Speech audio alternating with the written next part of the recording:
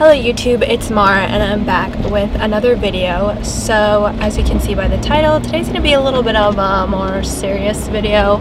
It's I haven't done one of these in a really long time, which was just like coffee talks and car vlogs. I think that's what I called it. I don't really know, but that's what obviously this is, and we're just going to be talking about cosmetic surgery today. So if you want to sit in on this chat, then just keep watching. So sorry if the lighting changes a lot, it's just for driving. That's the whole point of these videos, is to be in the car. But today's topic of cosmetic surgery tends to be a little controversial, because no tea, no shade, but other people think they have opinions over, and not just opinions, but a right over other people's bodies as well, and that's just not the case. Like, everyone is entitled to their own opinion. I completely believe that, but I don't think you always need to impose that opinion on other people, and that's why I think this topic becomes so controversial. So I will actually be getting a breast augmentation, and probably by the time you're watching this, my surgery will already be done and through. But for a minute, I was honestly contemplating filming this, telling you guys. I was just like, is this just something too personal that I shouldn't be sharing? But I honestly think that I don't want to add to the unrealistic beauty standards that women already have, and that's why I feel slightly a responsibility to tell people, or you guys at least, whenever I am getting something like a cosmetic procedure done. Not that anyone really owes it to anyone else to tell you, but I just feel like I want other people to know, so that they don't look at me and are like, oh my gosh. I don't think anyone would ever say this, just FYI, but if anyone ever did, they're aware that it's not completely natural, and I don't want them to hate themselves for thinking that it is, or that it's possible to be achieved naturally, because realistically it's not. And I am completely and fully aware of the risks of cosmetic surgery and going under the knife, and this was something that I had been contemplating for a really, really long time, probably since I hit puberty and realized I wasn't gonna get boobs, okay? It's not something that I just like out of the whim was like, let's get a boob job. Especially during all of this craziness, I literally started planning this once everything was reopening up, and then lo and behold, we shut down again, at least in California. I don't know about other states, but yeah. So it's something that I've thought of for a really long time. I've even, like, obviously my surgeon, she's talked to me about the risks, and because of, it's not just breast implant illness, but another illness that's associated with textured implants. She doesn't do textured implants at all. So sorry, we took a quick break to grab coffee and run to Target, because we had to get a couple things that I actually need for after my surgery. So I don't know, okay, let me start with this. I'm not necessarily, I don't know how to say that, but like, I'm not insecure in my body. I feel like I know I don't have like a supermodel body, but I love my body for what it is, and I feel like I've learned to accept it. The biggest reason I am getting a breast augmentation is because it's something that I've wanted. I've always envisioned my body with larger breasts. I don't even know why, because no one in my family besides Carla has, like, immediate family, but has like really large breasts, like no one. But maybe it's just because we're so close in age, and I just like I assumed we would develop together, but she clearly developed and I didn't. And I don't know, it was just something that I always wanted. Like, it's obviously not a need, especially with everything going on in the world, but it's something that I've wanted, and I worked really hard to save money so that I can afford it.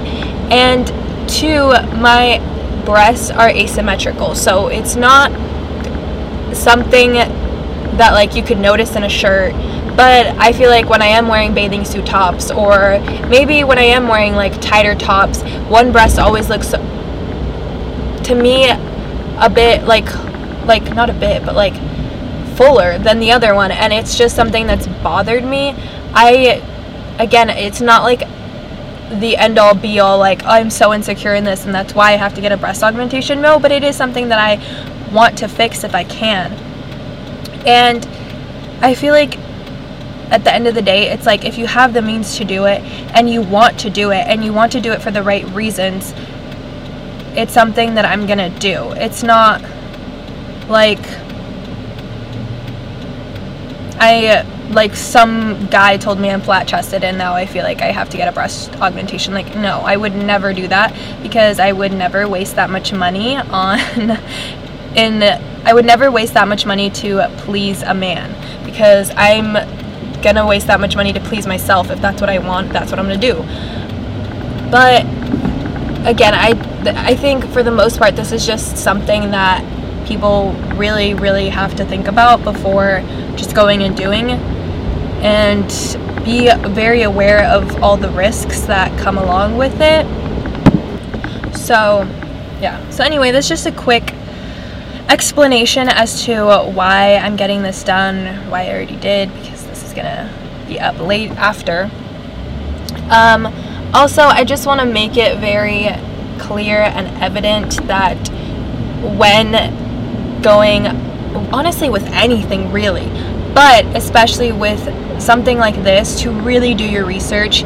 Research doctors, research their qualifications, research their reviews. Like, a lot of doctors actually have like Yelp pages that you could research through and look through, and also just research on the like procedure that you're getting done, so you're aware of things that they're talking about when they're explaining it to you, and just other methods of ways like they could insert a breast implant, or just stuff like that, just because the more you know, the better it's going to help you in the end. For one, peace of mind, and 2, just know that your doctor knows what they're talking about.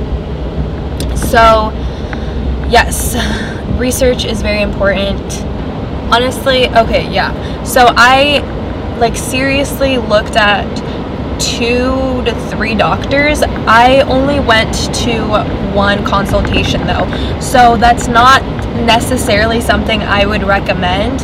But for me, it's just like, I went in, I really clicked with the doctor and all the staff there, and they just made me feel super welcome, and she really took into account everything that I was saying and everything that I wanted. And even then, she was also like giving me suggestions, being like, yeah, I don't really recommend you go super big, especially for your first breast job, like boob job. You don't want to be like all boobs, you kind of want to keep it symmetrical. But again, at the end of the day, she's like, it's your decision. If you want to go bigger, you can.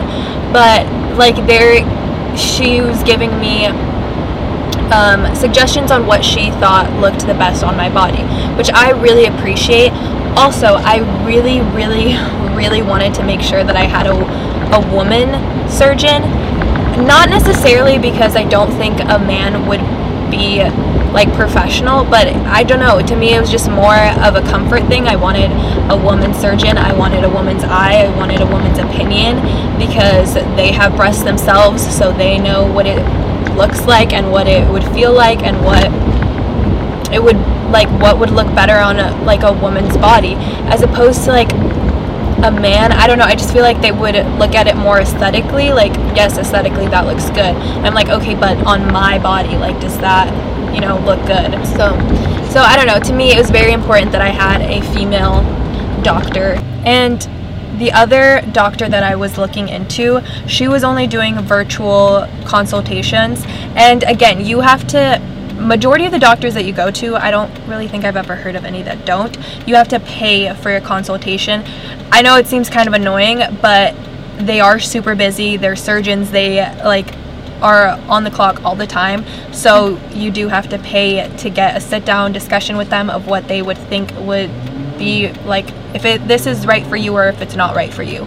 So again, that was another thing as to why I was trying to narrow it down to what doctors I actually wanted to have a consultation with, because I didn't want to pay $100 at every visit and visit 5 doctors. You already wasted $500. So yeah, that was one thing. And then I also wanted a doctor that was not very close to home, but relatively close to home. I didn't want to have to drive like 2 hours to my surgeon, like there and back. Like that was just gonna be horrible, even though I'm not gonna be driving obviously to surgery or from surgery, but just something where it's like, okay, it's an hour, maybe hour 20 minutes away, and like I'm there, then once my surgery's over, I'm back at home resting.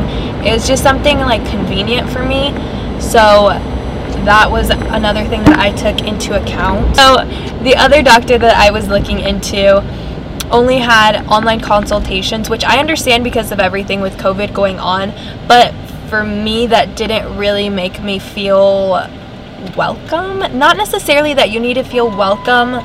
Sorry for the shitty lighting, but we just parked. Anyway, so yeah, it wasn't necessarily that I didn't feel welcome. It's just I didn't want to have an online consultation, mainly because now that I've gone to an in-person one, I can drastically see the difference. It's like in person, they like actually measure your breasts to make sure, like, well, mine, they were asymmetrical, so that was a big thing that I wanted fixed. So they have to see how big of a difference it is. Are they going to have to order different implant sizes? And that's something that they actually have to do for me. I have to order 2 different implant sizes. That's not something that I believe we would have been able to discuss at length through a virtual consultation, considering they can't really measure you online, and like a webcam only gives you so many angles as opposed to when you're in person. So it's just, to me, that was just like a big thing that I was just like, I don't really want that, or at least for me that wasn't my journey. But I'm sure that they're great doctors. And also the one that I was looking at, she was a female, but I wasn't sure that I was specifically gonna meet with her because there was like 2 other surgeons in that like umbrella of a hospital or surgical center. So I wasn't like 100% sure that I was gonna meet with her, and I didn't want to like accidentally get a consultation with a male doctor and be like, oh sorry, like I kind of wanted to meet with the female doctor. So that was also something that I took into account. Honestly, I feel like I'm super scatterbrained during all of this. I'm just trying to give you guys all the information as to why, what you should know. I don't know, just my experience so far. I probably will be vlogging from here on out because I didn't vlog my first consultation and I didn't vlog my pre-op appointment just because I wasn't like 100% sure I was going to go through with it, even though like at your consultation you do give a giant deposit. So I was like, I would lose all that money if I didn't. But I'm like, if this goes up, then obviously I'm gonna go through. I went through with it. But yeah, and just recovery, I don't know, I feel like recovery, for the most part, most doctors say the same thing, that for 2 months, no weightlifting, which right now is not necessarily a problem because gyms closed down again in California, but no exercise for sure the first, she said, 2 weeks for sure. Then she said cardio, you can start easing back into it. She said like around the 4th week, which would basically mean just like walking, which is not going to be fun. But so the last topic that I want to touch on before we end the video is pricing. Now this, I know a lot of people hate when people say this, so this varies a lot, and I'm not even just talking about the straightforward price that your surgeon's going to give you, because honestly, at least like in California, I'm pretty sure you're looking anywhere from $7,000 upwards. Mine was, whatever, around $8,000, and closer to 8 than 9. I'm just not gonna go into like exact details of pricing, because honestly at this point I don't even really know, and I will tell you why. Because for one, you have to take into consideration that it's not just what you're paying for is your surgeon's work and the breast implants themselves. While those are the two main large prices, they are still charging you for your anesthesiologist. Is it an actual doctor that they're gonna hire, or is it a nurse? Those prices will vary a lot. Also, the actual hospital fees that they're charging you to perform the surgery in there and stay there. Obviously, you're not staying the night, but if you were, that would be another fee. So that is the initial right off the back price that they're giving you. But besides that, you have to take into account, you're going to have to get blood work done. You're going to have to be prescribed a lot of medication. And if your insurance doesn't cover all of that, that's money that you have to pay out of pocket. Right now, you also have to get your COVID test taken before you can have your surgery. And that's at least a minimum $100. That's what they were charging me if I didn't have insurance. Luckily, my insurance covers it, so I didn't have to pay for that. But on top of that, they are still giving me a list of things that I need to help take care of the incision afterwards. So I need gauze, I need paper tape, I need, they said extra strength Tylenol after the medications that I'm taking. Like if I just don't want to take, because they're prescribing me Norco, so if I don't want to take that anymore, they said, or the pain's just not that high to where I need it, then I can just take extra strength Tylenol. So those are all things that you have to take into account, as well as if you're taking time off of work, then those are 2-3 weeks that you're not going to be working and you're not going to be making money in. So I would definitely add that to the price of what you need to save for that, because you're not going to be working, you're not going to be making any money, so you're going to have money for your bills and stuff like that. Unless you don't have any bills, then that's amazing, and you just genuinely have to save for the procedure itself. Besides that, like I said, the consultation is a fee, so that's why I feel like most people don't give a like, this is exactly what I paid for, because those are all the things that you have to take into account. Also take into account what you're getting done, because for me, I was just a straightforward breast augmentation. I'm not getting a lift, I'm not getting like she does actual like reconstructive. Yeah, like she does actual like reconstructive breast surgeries for women who've had breast cancer and have had mastectomies. Mm-hmm. Sorry, I'm not the best at pronouncing things. I fucking hate myself. Yeah, so for me, it was just like a very straightforward, like they give you a breakdown of what they're charging you for everything, like her fees, the anesthesiologist fees, the hospital fees. So that's why I know people like to hear a very like to the penny price so that they could save for that, but it's going to be different for everyone, and it also really depends where you get it done. I feel like that's pretty much the average price you're going to pay in California. I don't really know about other states, let alone other countries. So yeah, so I just wanted to give you guys a ballpark estimate of what you're going to be looking at least in California. Sorry, the lighting is literally complete ass. But yeah, so stay tuned for my recovery vlogs and just how different life is going to be with boobs. Yeah, with boobs. It's going to be so different. So fucking different. Tell us if they have questions. I'm just kidding. Them in the comment section. Yeah. If you have any questions, feel free to ask. I honestly feel like I want to be as open as possible with this, so you guys are as informed as possible when and if you guys ever decide to get a breast augmentation. As far as I can see this is the only surgery that I see myself getting, or honestly any cosmetic procedures for a long time. This is honestly the only thing that I've ever thought that I've ever wanted.